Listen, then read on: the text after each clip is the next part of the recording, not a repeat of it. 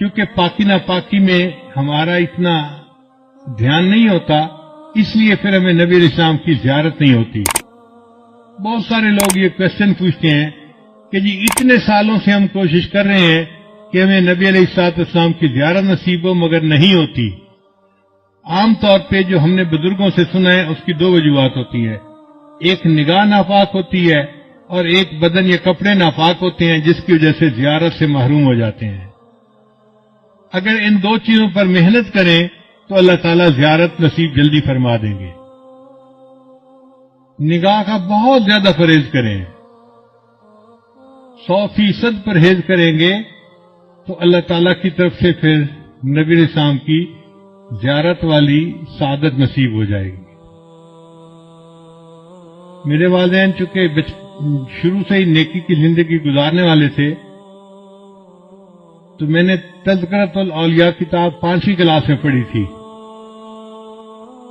5ویں class کے بچے کو تو ابھی کنسیپٹ بھی نہیں ہوتا، مگر مجھے والد صاحب نے وہ کتاب لا کر دی کہیں سے، تو میں نے اس میں اللہ والوں کے واقعات پڑھے تو دل میں بڑا شوق ہوا کہ مجھے بھی اس لائن پہ چلنا ہے اور اللہ والوں کی لائن پہ آگے بڑھنا ہے۔ پھر اس میں ایک کتاب میں نے پڑھا کہ نگاہ کا بہت پرہیز کرنا چاہیے۔ تو چھوٹی عمر میں، ابھی میں بالغ نہیں ہوا تھا، اس عمر سے ہی نگاہ کا پرہیز شروع کر دیا۔ بہت بچتا تھا، بہت نگاہ کو بچاتا تھا، اور مجھے اس زمانے میں اپنی والدہ سے ڈانٹ بھی بہت پڑتی تھی۔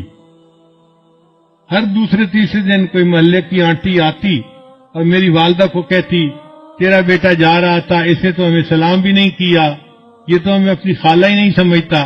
اور امی مجھے بلا لیتی تھی، بیٹا تو نے اپنی خالہ کو سلام کیوں نہیں کیا؟ یہ تو میری کلاس فیلو تھی، یہ تو میری سہیلی تھی، ہم بچپن کی دوست ہیں، تم سلام تو کرتے۔ اور مجھے پتہ بھی نہیں ہوتا تھا کہ یہ آنٹی کہاں گزری تھی اور کہاں اس کو سلام کرنا تھا۔ تو میں آگے سے ایک بار کہتا تھا، امی آنٹی سے یہ پوچھو کیا میں نے اس کی طرف دیکھا تھا؟ تو جب امی پوچھتی تو پھر وہ آنٹی کہتی، ہاں یہ تو یوں کر کے چلتا ہے، سارے اس کا نیچے لگا ہوتا ہے، زمین کے علاوہ تو کچھ دیکھ نہیں رہا ہوتا، اس نے کہا اس کو۔ میں نے کہا امی مجھے یہ بھی نہیں پتا میرے پاس سے مرد گزرا ہے یا عورت گزری ہے، میں کس کو سلام کرتا؟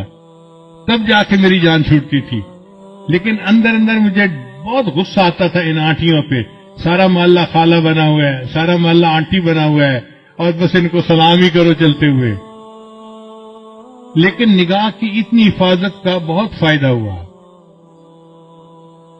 مجھے آتے جاتے جوتوں کی آواز سے پتہ چلتا تھا کہ قریب سے کون گزر رہا ہے۔